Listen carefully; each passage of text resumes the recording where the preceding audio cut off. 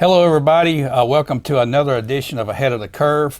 We want to talk about a subject today that a lot of people have been talking about in this community over the past few weeks, and a lot of stuff going on social media, as you've seen. We want to talk about early voting. Our primary, Republican primary, has started, and it started on Wednesday, the 13th, and we run through April the 28th, Bo. Yeah, we sure do.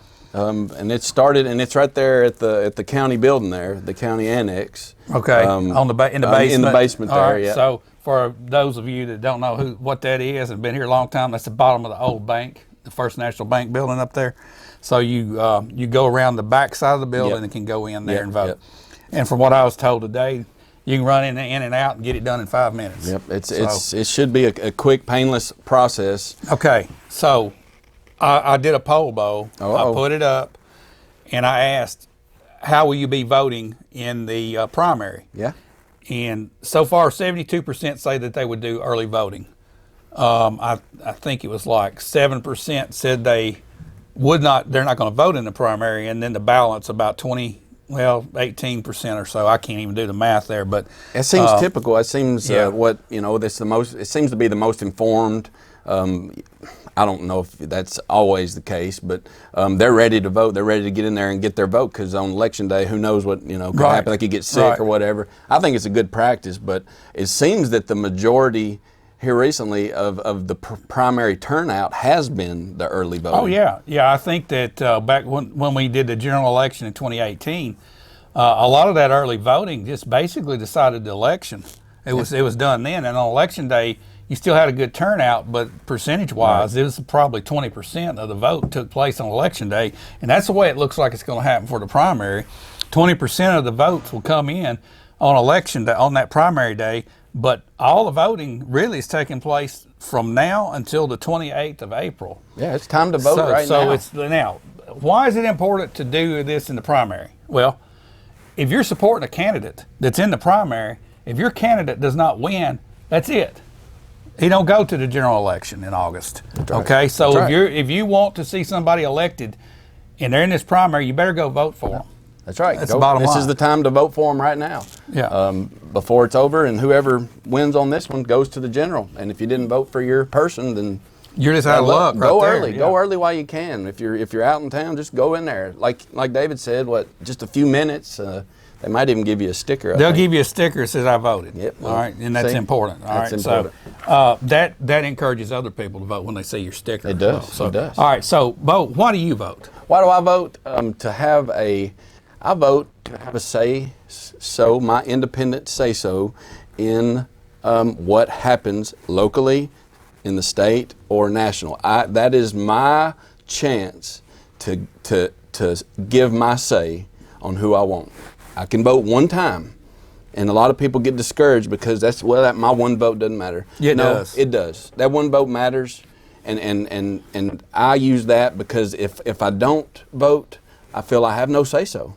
I have no right to disagree with someone that's a servant here that's been elected. I have no right to really, I can do that, but why didn't I vote? Why didn't I give mine? Because I don't think that one counts. No, it does. Oh, it does count. Yeah. So that's why I vote. I vote. Yeah.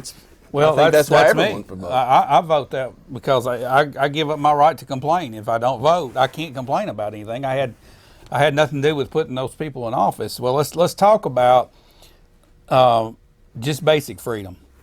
I think over the last 2 or 3 years, Bo, we have seen people sit back and just say, just tell me what to do. Whatever you tell me to do, that's what I'll do, and I'll accept that, even if it's taking away my freedom. Just keep me safe. Keep the check coming. Keep the check. Yeah, and keep me safe. And what happened during the pandemic is we saw all these mandates from the national level all the way down to the local level across this country take freedom away that was unconstitutional. All right. Very unconstitutional and just unpractical, and it kind of rubbed me the wrong way, and I know it did you, because I know my Constitution and I know my rights, and I know that they were trampled on there. And I know how to use common sense. And when you have a group that knows how to use common sense, and then you're told that you have to do something, not to discount the seriousness of COVID-19. It has taken a lot of lives. It has affected a lot of people. It is very serious. But as an individual, I would take that risk myself, but also practice common sense if I'm around other people maybe susceptible to getting sick. Right. But it's the whole, take my rights. You think this is little right, but they grab a little bit at a time, and before you know it, you have no rights. Yeah. That's what road we're going down. And all of that comes from career politicians. If you look at it, what's happened with our House of Representatives and our Senate, specifically, you look and you've got people that's been sitting there 20 to 40 years.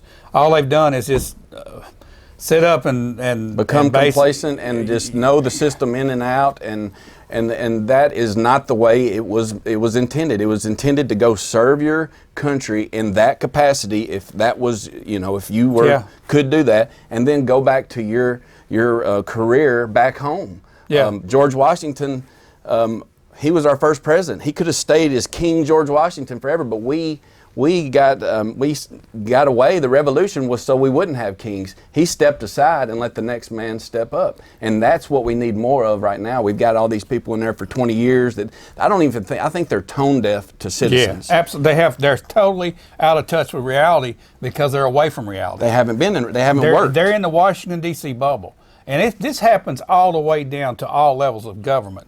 And I'm excited about our local government, because we've got some candidates that's never been a politician, never run for office, that are going to represent us if elected. I've talked to a bunch of them, and I know you too have, Bo, and it's encouraging to see new people step up.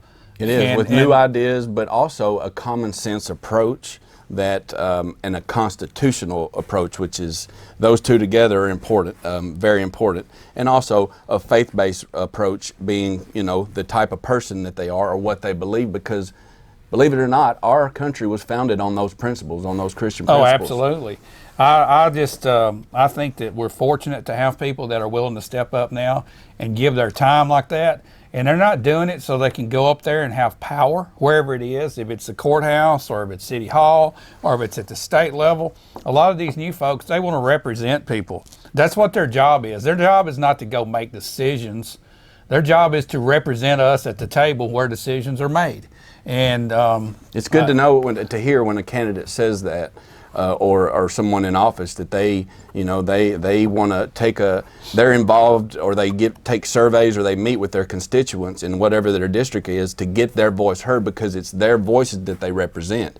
And when they can hear those voices, they can get to the table and they can speak for those. And that's why it's important to know your constituents, not just during election time, but the whole time. It's a full-time job till you're out. It's a job. County commissioner's a job. I mean, it's a job of representation. You got to know who your people are.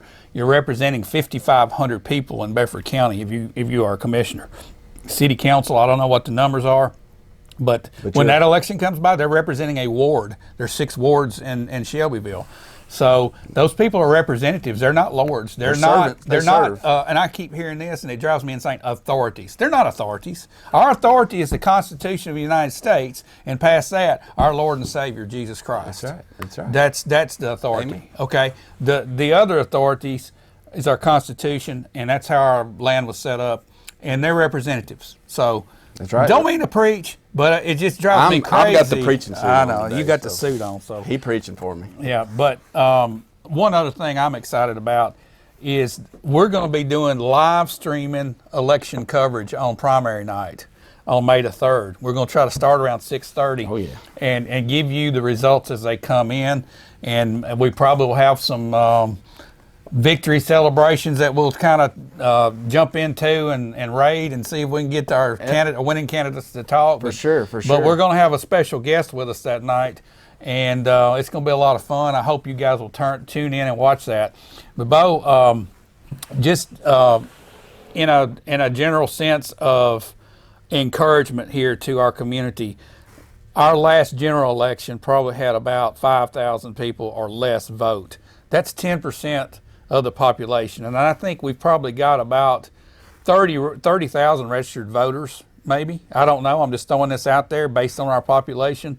We need big turnouts at our elections. And that just shows that we take an interest in Bedford County, and that we do get out and we get become a part of that process. So this is just an encouragement video. Right. And if you are watching this and you think in your mind, you know, I'm just not going to vote this year, it's not, go vote. But if you're not informed voter, it might not be smart sometimes to vote, but you need to get informed first of all. Know who you're voting for, know the issues, and then go vote. Go vote. Be informed on who you're voting for. Just don't go looking at names. Well, you got 2 more weeks. You can get informed real quick. You can. With social media and the internet, there's videos out there for most all these candidates. They're telling their viewpoints on things and they're having, how they want to.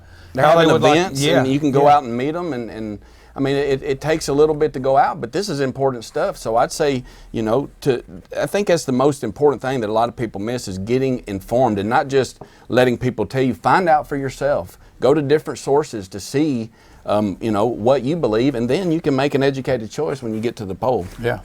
Well, guys, again, we're just encouraging you to get out and vote in this primary.